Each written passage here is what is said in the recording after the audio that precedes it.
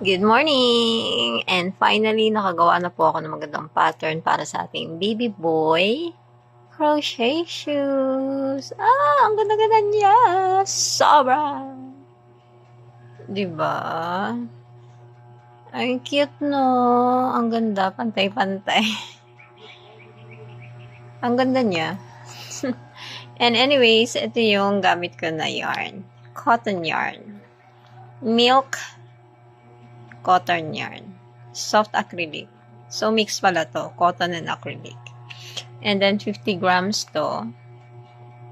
And again, thin din yung strand niya. Para siyang mercerized cotton yarn. Manipis.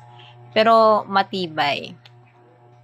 Strong siya. Strong is the perfect term.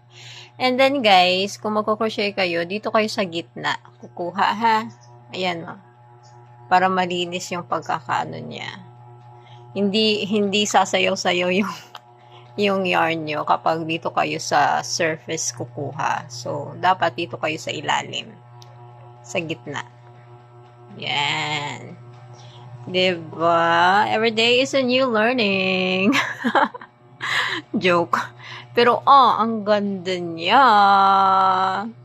Maganda kasi sa baby kapag light color. So, ito siya, para siyang blended white and aqua blue.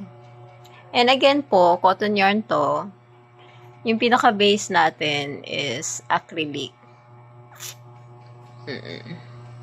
Makapal siya. So, for as long as meron na kayong makapal na base ng crochet sole nyo, ito. Kahit manipis na lang na yarn yung sa body niya. So, pak na yun. Pak na pak. Ayan, good morning.